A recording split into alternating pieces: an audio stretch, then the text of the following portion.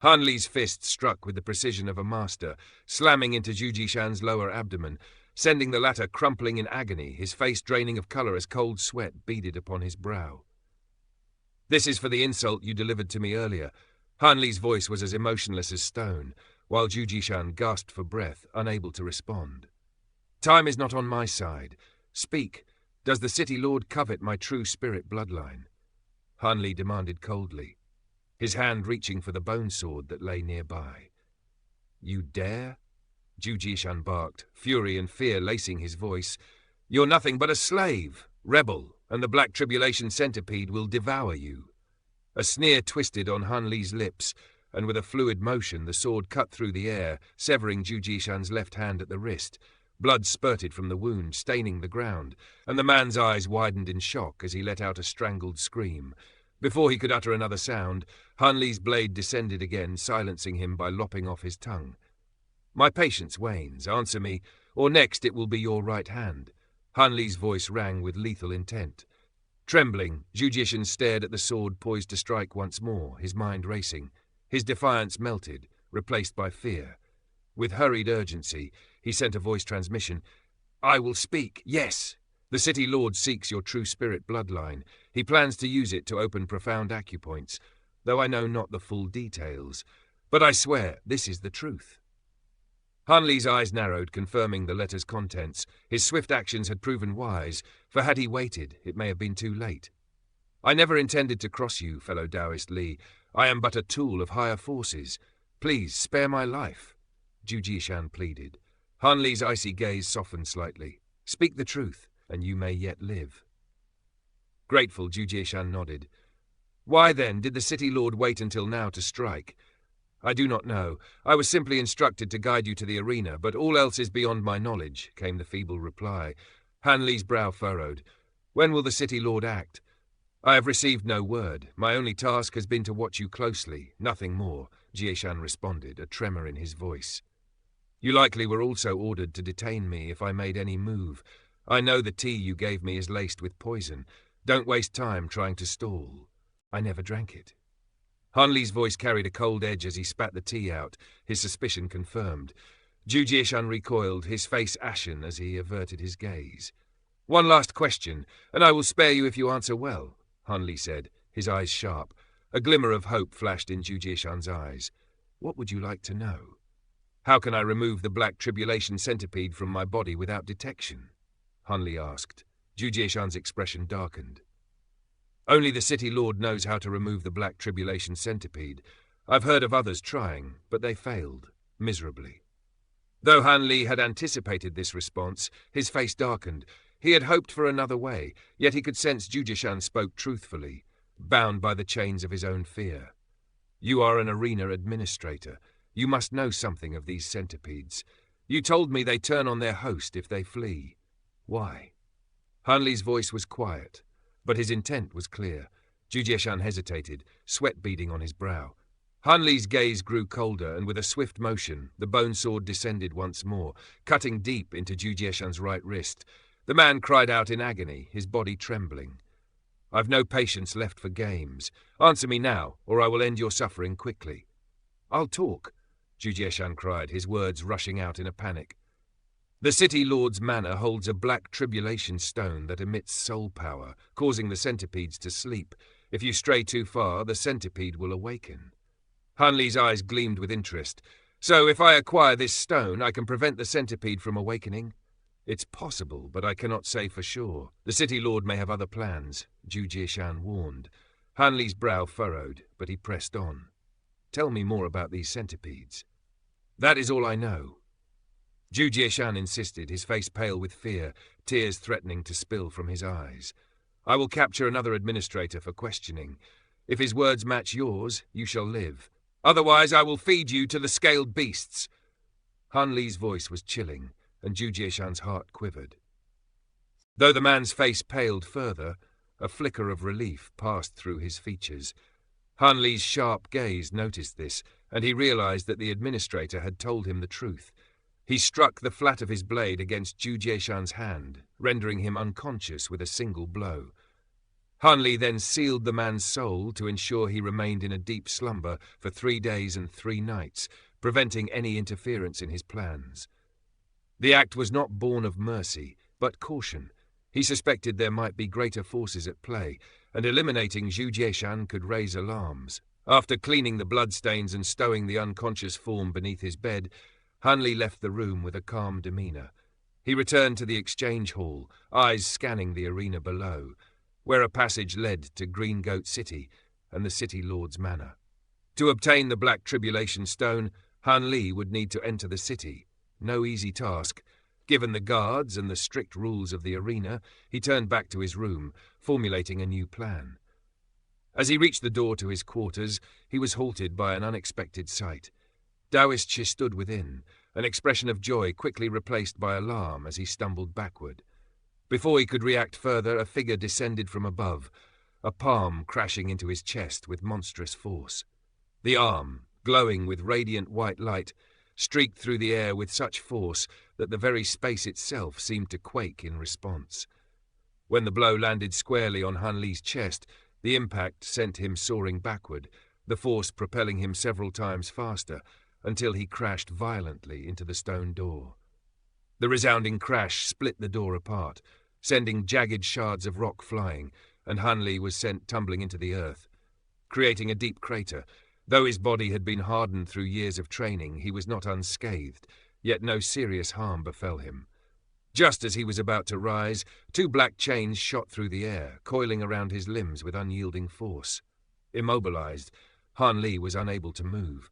Before he could struggle further, a figure appeared before him, and a hand gripped his throat with chilling precision. Chen Yang stood before him, his voice dripping with cold amusement. "Don't bother," he sneered. "You won't escape." As 2 black-robed figures stood by the crater, holding the chains that restrained Han Li, the gladiators of the 9th area exchanged wary glances. Upon realizing it was Chen Yang, none dared to intervene. Han Li, brow furrowed, did not resist. "How did you know?" Han Li asked with a deep frown. Chen Yang chuckled darkly. "Your nature is too predictable. It's amusing how others remain so complacent, but I was the one who saw through your plan." A black-robed figure shackled Han Li's wrists, and Chen Yang declared loudly to the gathering crowd, "This man has broken the arena's rules. He will be taken to the City Lord for punishment. There's no need for alarm." Though Chen Yang's words were meant to reassure, the crowd was far from calm. "Take him away," he commanded, and Taoist Xie followed behind in silence. Offering Han Li not a single glance, the group swiftly left the 9th area, and whispers of Han Li's capture rippled through the arena like wildfire. Among the crowd stood Chen Lin, who paused for a moment before returning to his chambers.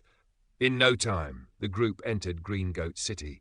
As Han Li was paraded through the streets, his head hung low, calculating his next move. Chen Yang, sensing his thoughts, warned him sharply, "I know your strength, but now that we are in the city, any attempt to resist will only make things worse." Upon arriving at the City Lord's manor, the group made their way to the stone doors of the cave abode. Without announcement, Chen Yang entered, leading Han Li in tow. Taoist Xi followed closely behind, and the 2 black-robed guards remained vigilant. Inside, City Lord Du Qingyang sat waiting, his anger palpable. The stone door creaked open with a grinding sound. "Come in," came the voice from within, filled with restrained fury. Han Li was roughly shoved inside, where he found 3 other captains seated with Du Qingyang, their faces tense. "Why bring him here?" Du Qingyang asked, his expression darkening. "I caught him trying to escape from the arena," Chen Yang explained with a bow, his tone respectful but firm. "Security's been lax," Chen Yang added, casting a sharp look at the square-faced captain who had overseen the arena. "I recommend we increase manpower." Du Qingyang's gaze hardened, but he offered no reprimand. "You did well," he said before turning to the matter at hand. "Hu Bi is dead." The news sent a ripple through the room. Chen Yang's brow furrowed. "How? No external wounds, no signs of battle. The only clue is blood in his ear holes," Du Qingyang explained grimly. Chen Yang speculated, could it be poison? Du Qingyang nodded slowly. "Regardless, the task Hu Bi was overseeing is now in limbo. I need you to take charge of the Sinner blood array. Can I count on you?" Chen Yang, clearly thrilled, bowed low. "You can count on me, City Lord." Du Qingyang then informed Chen Yang he would enter seclusion, leaving the array's setup to him. Focus on the ritual, and don't let Hu Bi's death distract you. With a collective bow, the group departed the manor, but instead of returning to the arena, Han Li was taken to a prison beneath the city. Days passed in silence until over a month had passed. One day, the door to Han Li's cell creaked open, and Chen Yang, along with Taoist Shi, entered. "Long time no see, fellow Taoist Li," Chen Yang said with a smirk. Han Li looked up, his expression indifferent. "Is it time?" Chen Yang smiled faintly. "I suppose it is." As Han Li rose to his feet, the armored guards surrounded him. Chen Yang waved them off, and the group began to move through the corridors. "Any final requests?" Chen Yang teased, his tone light. "Spare me and take me out of Green Goat City," Han Li replied coolly. Chen Yang chuckled. "I can't grant that, but if you share your cultivation secrets, I'll ensure you receive a proper burial." Han Li remained silent, and the group continued their descent. They soon arrived at a vast underground chamber. The air was thick with a sickly sweet aroma. At its center, a stone platform shaped like a pentagram stood, beast cores affixed to its tips, the energy within them palpable. Du Qingyang and the three captains awaited them, their eyes fixed on the platform. The ritual was about to begin. The winds of fate swirled within the stone chamber as Chen Yang, his bow deep and respectful, announced, "He has arrived, City Lord Du." Du Qingyang, clad in a fresh robe of crimson, nodded with the weight of authority in his eyes. Among the captains, a bald man moved forward with thunderous steps, thrusting Han Li onto the stone platform. A deep indent greeted Han Li's feet, its surface slick with a dark, viscous substance, black as midnight blood. The faintest of odors clung to the air as Du Qingyang's voice cut through the tension. "Enter the array." As one, Chen Yang and the captains ascended into the array's formation, Du Qingyang himself settling into a stone indentation across from Han Li.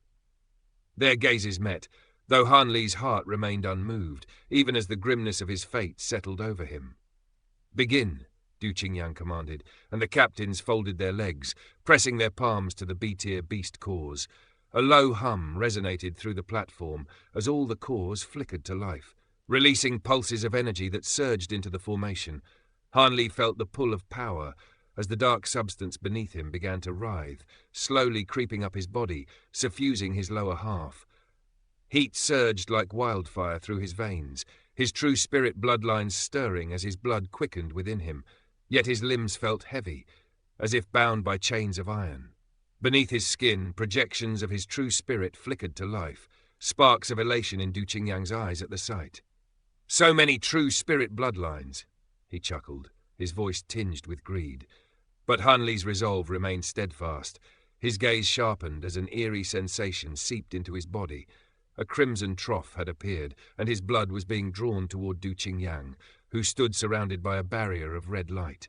As his blood flowed outward, Han Li felt a deep emptiness gnaw at his insides. His true spirit bloodlines were being siphoned away, and he could sense the life force fading with each drop. Yet there was a flicker of resolve in his heart. With the slightest shift, Han Li poured the contents of his heaven-controlling vial into his body, his skin flaming with a crimson glow. Du Qingyang, absorbed in his prize, barely noticed Han Li's strange condition. But the skin of Han Li began to crack, blood no longer spilling from the open fissures as his Xuanwu bloodline surged with unrest. A shock struck Du Qingyang's heart as the blood flowing from Han Li began to transform. His body buckled under the violent turbulence of the energy flowing into him. Han Li's blood was no longer a mere offering, it was an unstoppable force. Du Qingyang's body trembled, cracks appearing on his skin, and blood oozed from the gashes as he roared in agony. In his desperation, Du Qingyang's palms pressed together, acupoints lighting like stars as he called upon his defenses. But the agony only grew as the true spirit projections around him writhed and struggled, their violent power threatening to rip him apart. Chen Yang, seeing the tide of events shift, acted swiftly. A grin curved his lips as he struck the beast core before him, shattering it with a single blow. Star power erupted, the array destabilized, and the entire formation fell into chaos. "You've altered the array?" Du Qingyang's voice was a roar of fury. "Just a slight change." Chen Yang responded with a mischievous smile. The crimson barrier around Du Qingyang bloomed into a vortex, pulling everything within its reach. The captains, caught within the vortex's pull, found their blood and star power siphoned away.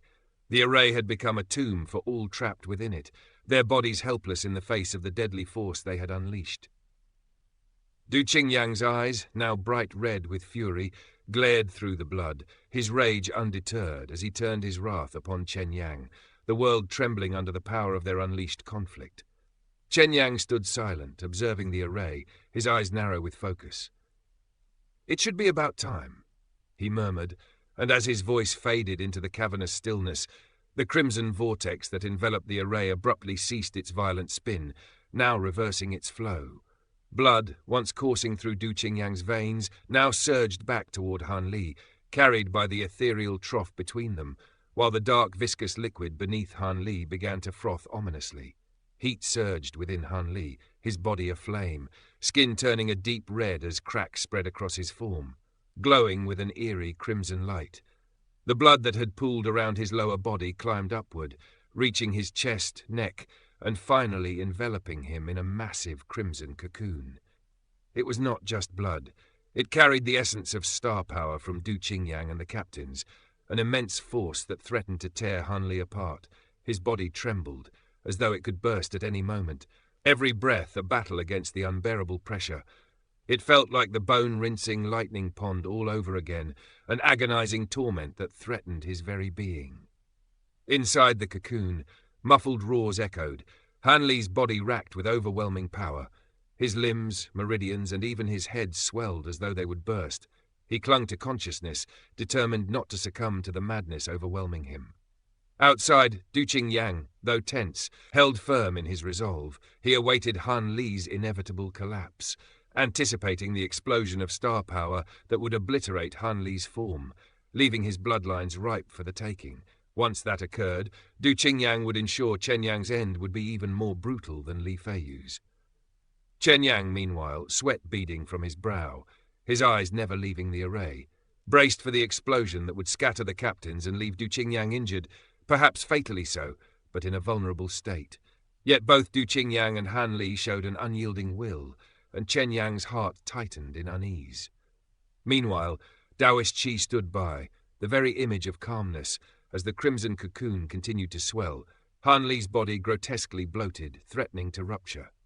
In a twist, projections of Han Li's true spirit emerged, merging with him, while the blood from the captains surged toward Han Li, draining their vitality. Du Qingyang, witnessing this, lost hope. He knew if he hesitated longer, the roles would reverse. With a thunderous roar, Du Qingyang's body erupted with power, dozens of acupoints bursting open across his torso and arms. His fist, charged with star power, struck the ground with the force of a thunderclap, but the Sinha blood array held firm. Not deterred, Du Qingyang launched another strike, severing his connection to the array at the cost of grievous internal injuries. The captains, still bound within the array, exploded in a horrifying cascade of blood. Du Qingyang staggered to his feet, fury burning in his eyes as he turned toward Chen Yang. "Your time has come," he bellowed, charging at him without hesitation, despite the toll his body had taken. Chen Yang sneered, though his heart raced. "You're spent, old man," he mocked, but his words masked the tension within. Even injured, Du Qingyang remained a threat. Chen Yang, his acupoints igniting with power, prepared for the inevitable clash. Suddenly, a piercing cry rang from within the cocoon, and the full power of the Sinha blood array surged into Han Li. His body swelled further, veins and skin near tearing under the strain. Yet, in the heart of his torment, a faint green light flickered in his abdomen. The heaven-controlling vial had awakened, siphoning the excess star power, leaving only the bloodline power. Han Li, on the edge of collapse, struggled to remain conscious, his focus intense. Drawing on his wing-form ascension arts, he absorbed the energy, slowly shrinking as the power settled into his body.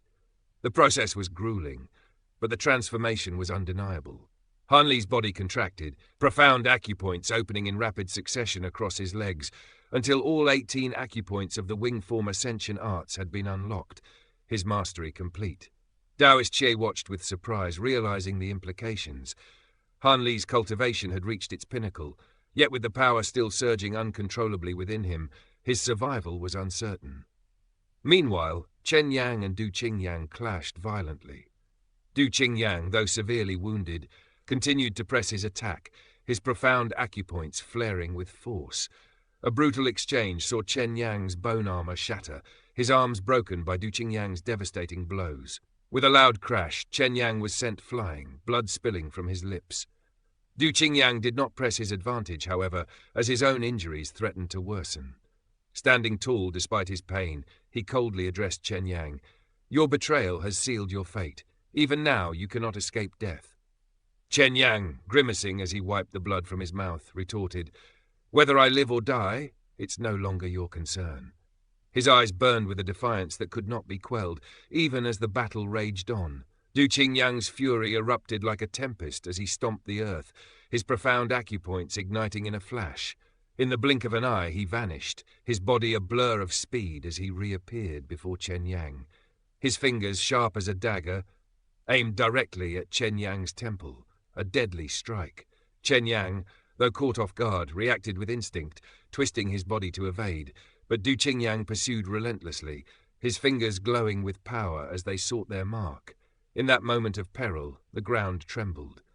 The stone door shattered, and a yellow figure soared through the chaos, crashing into Du Qingyang with the force of a storm.